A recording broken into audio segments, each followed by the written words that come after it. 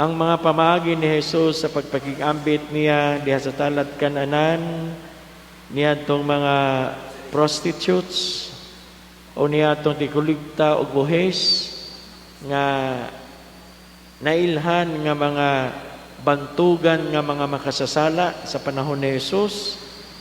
Maniusa sa mga rason, mga igsuon, nga nakapakaikag, nakatangkag sa mga dalunggan, sa mga tradisyonal, o mga hagipot, o nga hunahuna, nga mga pangulo, nga mga Hudeo. Diha sa table fellowship, sa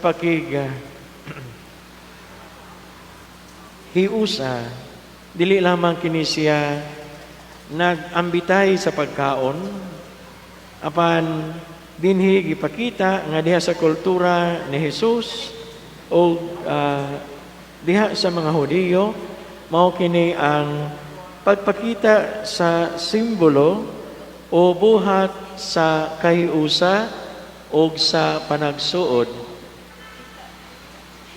It was an intimate show of friendship.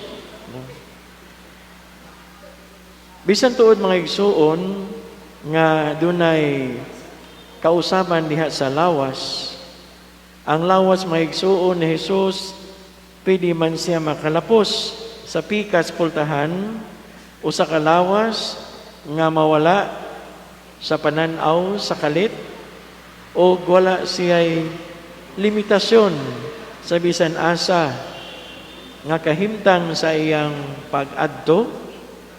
Makayunta mga igsuon nga ang nabanhawng Hesus nipili siya sa pagkaon uban sa mga tinunan. Gani ningon siya, do na ba kamoy makaon diha?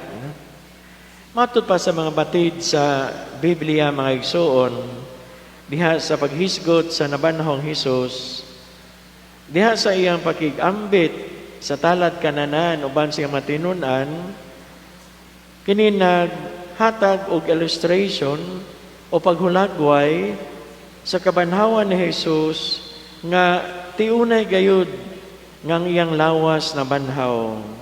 Apan dunay kalahian mga igsuon nining kahimtang. Ako nagatuo nga bisan tuod siya nipili nga mawala siya sa kalit sa pananaw sa iyang mga tinunan, si Jesus mga igsuon, doon na sa gihatag nga assurance kanila sa mga tinunan, sa mga apostoles, nga si Jesus magpabilin uban kanila. Ang kabanhawan ni Jesus mga igsuon, wala lamang kini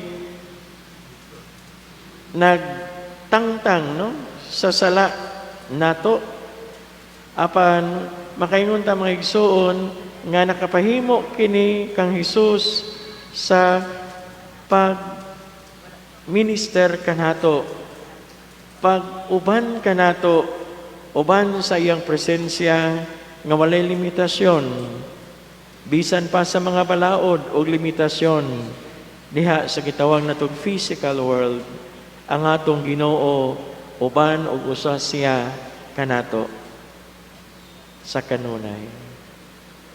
Amen.